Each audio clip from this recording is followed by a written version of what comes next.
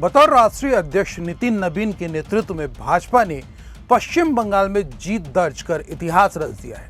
अटल जी से लेकर अमित शाह तक अध्यक्ष रहे, पर बंगाल जीत का सेहरा नितिन नबीन के सिर पर बंधा। आपको यह जानकर आश्चर्य होगा कि बंगाल की गणित बदलने, सियासी हवा का रुख बदलने में छत्तीसगढ़ भाजपा के नेताओं का योगदान महत्वपूर्ण साबित हुआ है। भाजपा अध्यक्ष नितिन नबीन ने छत्तीसगढ़ से उन दिग्गजों को बंगाल की सियासी फिजा बदलने में लगाया था जिन पर उन्हें बेहद भरोसा है, और अब उनके सम्मान की बारी है तो कुछ की लंबी छुट्टी भी होने वाली है। नमस्कार, CGNN लाइव में आपका स्वागत है। मैं हूं अभिषेक दुबे। हाल ही में आपसे हुई चर्चा में इस बात का जिक्र किया था कि विष्णुदेव सरकार में फेरबदल होना तय है। इसके साथ ही यह भी बताया था कि तमाम समीकरणों पर विचार 15 से 20 मई तक संभावित है। इंतजार जिस बात की थी वह 4 मई को घोषित होने वाले 5 राज्यों के चुनावी परिणाम थे, जिसमें भाजपा ने बंगाल जीतकर एक नया इतिहास रच दिया है। बंगाल में ममता राज का पतन भाजपा के लिए नया सवेरा लेकर आया है, जिसका इंतजार बीते 75 सालों से हो रहा था। इस जीत में छत्तीसगढ़ के कई दिग्गजों का योगदान है, जिनके नामों का जिक्र तो होगा ही, इसके साथ ही सत्ता और संगठन को लेकर मिल रहे इशारों पर भी बात होगी, जो आने वाले दिनों में सियासी गलियारे में नई हलचल पैदा करने वाला साबित होगा। कहीं जाइएगा नहीं, बने रहेगा हमारे साथ। देश के 5 राज्यों में विधानसभा चुनावों के नतीजे सामने आ चुके हैं, लेकिन सबसे ज्यादा चर्चा पश्चिम बंगाल की है।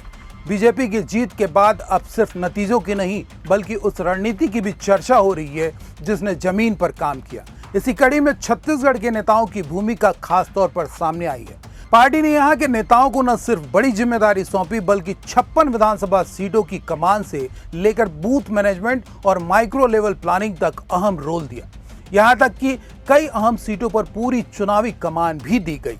सवाल अब यही है कि छत्तीसगढ़ के नेताओं पर इतना भरोसा क्यों जताया गया, और क्या यह बीजेपी संगठन में उनकी बढ़ती पकड़ का संकेत है?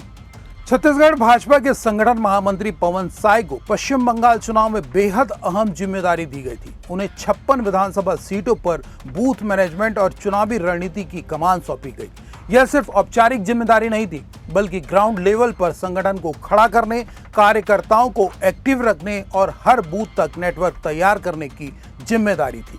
पवन साय ने प्रदेश के नेताओं और कार्यकर्ताओं के साथ मिलकर इन सीटों पर लगातार काम किया। बूथ स्तर तक पहुंच बनाने और वोटिंग पैटर्न को साधने में उनकी भूमिका को चुनावी रणनीति का अहम हिस्सा माना जा रहा है। चुनाव के दौरान छत्तीसगढ़ के नेताओं को क्लस्टर के रूप में भी जिम्मेदारी दी गई। दुर्गापुर जिले के अंतर्गत बर्धमान और दुर्गापुर लोकसभा क्षेत्रों की जिम्मेदारी पूरी तरह छत्तीसगढ़ के नेताओं को सौंपी गई थी। इन दोनों लोकसभा क्षेत्रों में 7-7 विधानसभा सीटें शामिल थी। इन सभी सीटों की जिम्मेदारी पूर्व मंत्री राजेश मूणत और वरिष्ठ नेता शिवरतन शर्मा को दी गई थी। भूपेन्द्र सवन्नी, संजय श्रीवास्तव के अलावा नीलू शर्मा, अनुराग सिंह देव को भी अन्य जिलों की सीटों पर जिम्मेदारी सौंपी गई थी। इन सभी को प्लानिंग, कैंपेनिंग और बूथ मैनेजमेंट से जुड़े कामों में माइक्रो लेवल पर काम करने के निर्देश दिए गए थे। चुनाव के दौरान प्रचार अभियानों को लेकर भी छत्तीसगढ़ के नेताओं को जिम्मेदारी मिली थी। केंद्रीय गृह मंत्री अमित शाह की रैलियों और सभाओं के समन्वय के लिए प्रदेश के 4 मंत्रियों को जिम्मेदारी मिली थी। इनमें डिप्टी CM विजय शर्मा, मंत्री केदार कश्यप, गजेंद्र यादव और टंकराम वर्मा शामिल हैं, ताकि प्रचार कार्यक्रम तय योजना के अनुसार संचालित होता रहे।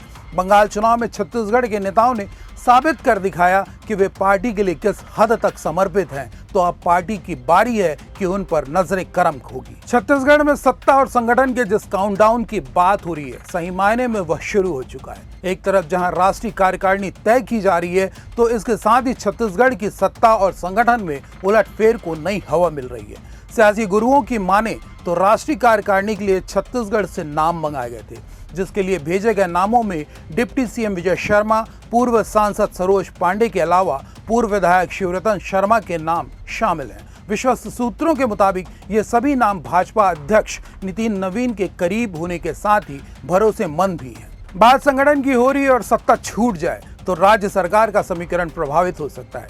बहरहाल दिल्ली से मिले संकेत के मुताबिक छत्तीसगढ़ भाजपा के शीर्ष नेतृत्व के लिहाज से सबसे महत्वपूर्ण है, जिसे भाजपा किसी भी कीमत पर नहीं गंवाना चाहती, यानी साल 2018 की गलती नहीं दोहराना चाहती। लिहाजा अब मुख्यमंत्री विष्णुदेव साय पर भी तलवार लटक रही है, लेकिन उनकी विदाई के संकेत नहीं मिल रहे हैं। पर छवि में सुधार लाने और सख्ती बरतने के निर्देश उन्हें भी मिले हैं, जिसके लिए उनके पास अब 16 महीनों का समय ही बाकी है। इस बीच उनकी कैबिनेट से 4 नाम सामने आ रहे हैं जिन्हें संगठन की जिम्मेदारी देने की तैयारी है। यानी आने वाले दिनों में विष्णुदेव कैबिनेट में 4 नए मंत्रियों का शपथ ग्रहण हो सकता है। उन नामों का खुलासा हम आने वाले एपिसोड में करेंगे। फिलहाल लेता हूं इजाजत। नमस्कार।